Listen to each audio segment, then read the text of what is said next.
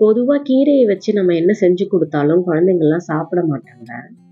ஆனா, வெந்தயக்கீரைய வச்சு தொக்கு இந்த மாதிரி செஞ்சு குடுத்தீங்கன்னா, கண்டிப்பா சாப்பிடுவாங்க. ஏன்னா, இதுல கீரை இருக்கு, நம்ம போட்டிருக்கோன்றதே அவங்களுக்கு தெரியாது. அந்த அளவுக்கு நம்ம அத மேஷ் பண்ணி பண்ண போறோம். எப்படி பண்ணணுன்றத வீடியோல பார்க்கலாம். Welcome to Akila's cooking station.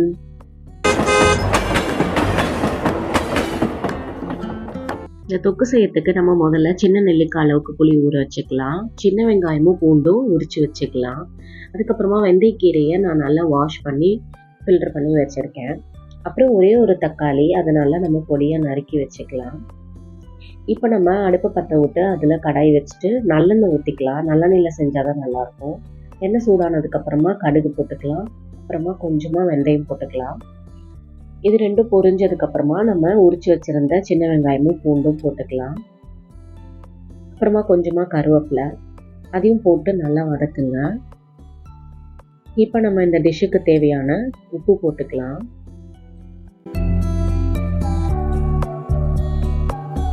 உப்பு போட்டுட்டு நல்லா வதக்குங்க. எவ்வளோக்கு எவ்வளோ சின்ன வெங்காயமும் பூண்டும் வதங்குதோ அந்த அளவுக்கு நமக்கு தொக்கு நல்லா ருசியாக இருக்கும்.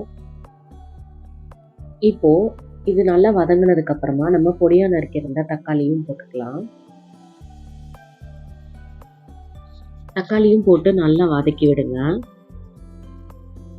அதுக்கப்புறமா நம்ம வாஷ் பண்ணி வச்சிருந்த வெந்தயக்கீரை இருக்குல்ல, அதையும் இதுல போட்டுக்கலாம். இப்போ கீரையும் போட்டுட்டு நல்லா வதக்குங்க. கீரை நல்லா இதுலயே நல்லா சுருங்கிடணும். அந்த அளவுக்கு நம்ம நல்லா வதக்கணும்.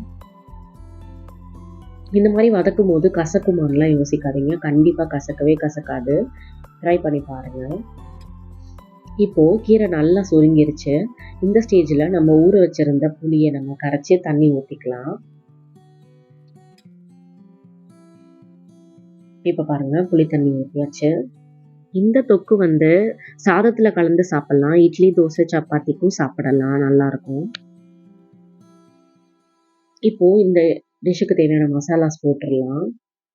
ஃபஸ்ட்டு நான் பெருங்காயம் போட்டுக்கிறேன். கட்டி போடுறேன், கட்டி பெருங்காயம். நீங்கள் வேணால் தூள் போட்டுக்கலாம். அப்புறம் காரப்பொடி, அதுக்கப்புறம் கொரியாண்டர் பவுடர், அதுக்கப்புறமா மஞ்சள் பொடி. இது மூணையும் போட்டு நல்லா கலந்து விட்டு அப்படியே கொதிக்க விடுங்க. புளி தண்ணி, காரப்பொடி போட்டோம்னா அதோட பச்சை வாசனைலாம் போகட்டும். அந்த அளவுக்கு நல்லா கொதிக்க விடுங்க. கொஞ்ச நேரம் கொதித்த உடனே சின்ன வெங்காயம் நல்லா வெந்துடும். அந்த ஸ்டேஜில் நம்ம இந்த மாதிரி ஒரு மேஷரை வச்சு நல்லா மேஷ் பண்ணி விட்டுக்கலாம். சின்ன வெங்காயம், பூண்டு, கீரை எல்லாம் சேர்ந்து நல்லா மேஷ் ஆகி ஒரு தொக்கு மாதிரி வரும். நம்ம கீரை போட்டிருக்கிறதே தெரியாது. அப்போ தான் குழந்தைங்களும் சாப்பிடுவாங்க. கீரை இருந்துச்சுன்னு பார்த்தாங்கன்னா அவங்க சாப்பிட மாட்டாங்க. ஸோ நம்ம நல்லா மேஷ் பண்ணி விட்டுடலாம். இப்போ பாருங்கள், நல்லா மேஷ் பண்ணி அந்த தண்ணியெலாம் வற்றி நல்லா ட்ரை ஆகிடுச்சு. இந்த ஸ்டேஜில் நம்ம இன்னும் கொஞ்சம் 2 ஸ்பூன் நல்லெண்ணெய் ஊற்றிக்கலாம்.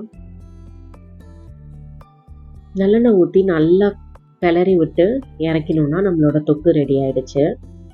ட்ரை பண்ணி பார்த்துட்டு எப்படி இருந்துச்சுன்னு சொல்லுங்கள். வீடியோ பிடிச்சிருந்தா மறக்காமல் லைக், ஷேர், கமெண்ட் பண்ணுங்கள்.